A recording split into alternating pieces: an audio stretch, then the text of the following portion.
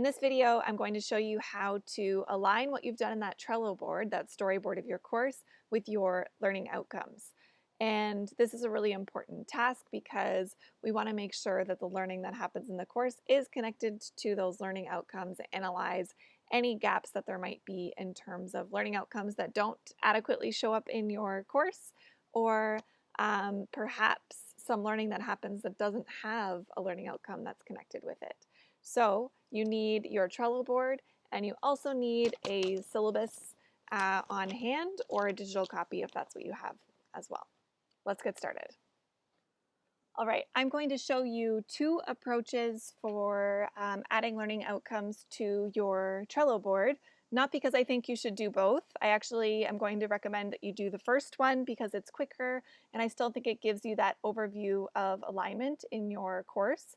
But I am just going to show you quickly a second method because I know some people like that more fine-grained, what's happening with each activity type approach. So the main approach that I'm recommending here is to look week by week at the activities that you're doing and add learning outcomes in a really simple way to the Trello board. So I have my list of learning outcomes by my side, and I also have my Trello board, which might look a little bit more full than yours because I've been working on this one for a while. So don't worry about that. You'll still have the main kind of idea about what's happening each week on your board. So let's jump to week 4. I've just already thought about that week, so I want to jump right to there just for the purposes of this demonstration. And I'm going to click add another card and LO learning outcome just as a placeholder and drag it right to the top. Usually we were adding template cards, right? You were adding from this little button here, but we just want a simple card, so I'm just going to add another card, and that adds a blank card. Okay, so looking at what's happening this week, we have a lecture on environmental change and a discussion about dating, which is an environmental change method, and a lot of practice related to dating materials. So if I look at my learning outcomes, all of these aspects really apply to or align with Outcome 1, outline a skeleton environmental change research proposal incorporating appropriate methods, records, and techniques, both in groups and independently. Well, that's a bit of a mouthful. You'll notice that they're not actually outlining a skeleton research proposal yet, but the stuff that they're learning this week helps them to be ready to do that because they're learning all about the methods that they need to be able to do so. So actually pretty much learning outcome 1 is the entire focus of this week. So I'm putting a 1, LO1 kind of short form here, and I'm done for that week. Moving on to the next one, week 5, I'm going to add another card, LO. Again, learning outcome 1 because they're learning about those methods some more. And also, if you'll see this collaboration card, they're asked to start to prepare archive presentations, which is a presentation of a methodology of their choosing.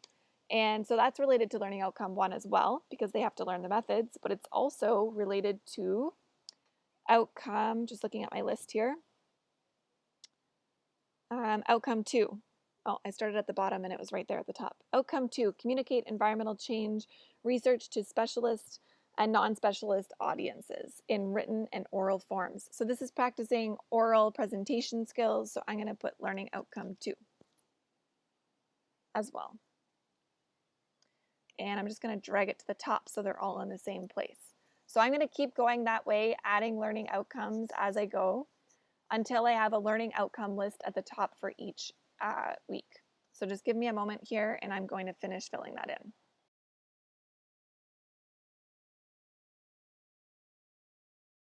Okay, so I've completed that task. One thing I wanted to point out that I learned along the way is if I click the little dots up here and click add card, then the new card shows up at the top, which is what I want in the first place, so that is a little bit quicker.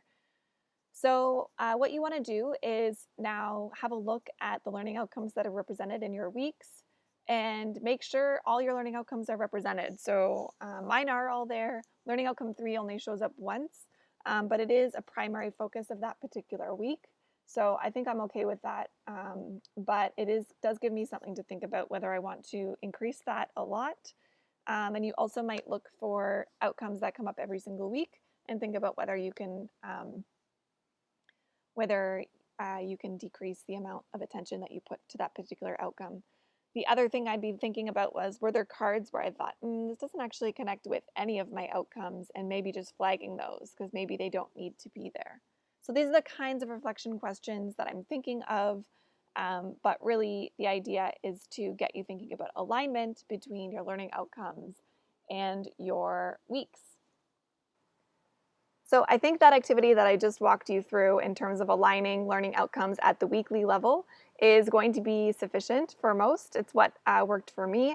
And so if that's the case, then I would say just close this video at this point and get to work on doing the alignment for your course at the weekly level.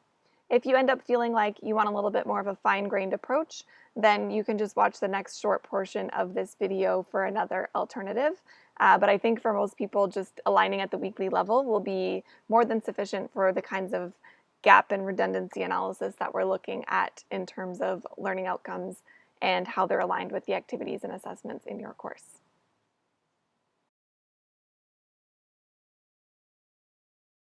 If I wanted to do it at more of the week level, then you could consider adding labels with each learning outcome on them.